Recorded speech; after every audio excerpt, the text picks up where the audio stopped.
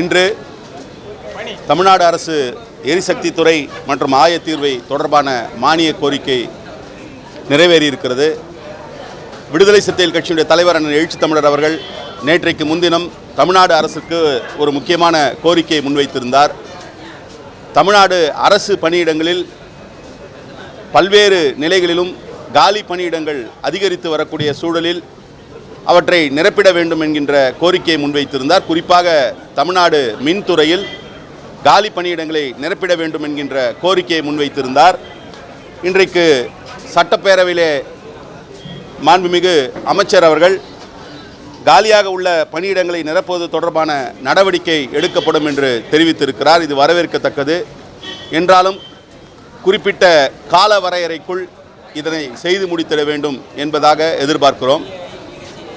அதே நேரத்தில் மின்துறையில் பணியாற்றக்கூடிய பல்வேறு நிலையில் இருக்கக்கூடிய பணியாளர்களுக்கு நன்றி தெரிவித்த மாண்புமிகு அமைச்சர் அவர்கள் அதிலே மிக பெரும்பான்மையாக தற்காலிக நிலையில் ஒப்பந்த தொழிலாளர்கள் இருக்கிறார்கள் என்பதை அறிந்திருக்கக்கூடிய நிலையில் அந்த ஒப்பந்த தொழிலாளர்கள் தொடர்பாக ஒரு உயர்நீதிமன்ற தீர்ப்பு சமீபத்தில் வழங்கப்பட்டிருக்கிறது.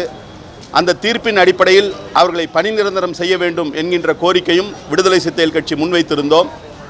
அதை பற்றி எதுவும் தெரிவிக்கவில்லை என்றாலும் கூட அது தொடர்பான நடவடிக்கையை அரசு எடுத்திடும் என்று நம்புகிறோம். அதே போன்று ஆயத்தீர்வையில் டாஸ்மாக் பணியாளர்கள் தொடர்ச்சியாக முன்வைக்கக்கூடிய கோரிக்கை அவர்களை பணி நிரந்தரம் செய்திட வேண்டும் என்கின்ற கோரிக்கையை முன்வைத்திருக்கிறார்கள். இன்றைக்கு அவர்களுக்கான ஊதியம் சிறிதளவு உயர்த்தி வழங்கப்பட்டிருக்கிறதே தவிர அந்த கோரிக்கை இன்னும் பரிசீலிக்கப்படாமல் இருக்கிறது.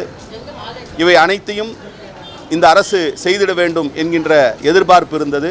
ஆனால் இன்றைக்கு அந்த எதிர்பார்ப்பு நிறைவேறவில்லை. வெகு விரைவில் இவற்றை செய்து தருவார்கள் என்று நம்புகிறோம். செய்திகளை உடனுக்குடன் தெரிந்து கொள்ள கீழ்கண்ட கேபிள் மற்றும் டிடிஎச் நெட்வொர்க்குகளில் எம்நாடு செய்தி தொலைக்காட்சியை காணுங்கள். பாதகம் செய்பவரை கண்டால் நாம் பயம் கொள்ளலாகாது பாப்பா. மோதி மிதித்து விடு பாப்பா, அவர் முகத்தில் உமிழ்ந்து விடு பாப்பா. அண்மை செய்திகளை உடனுக்குடன் தெரிந்து கொள்ள இணைந்திருங்கள் எம்நாடு தொலைக்காட்சியுடன்.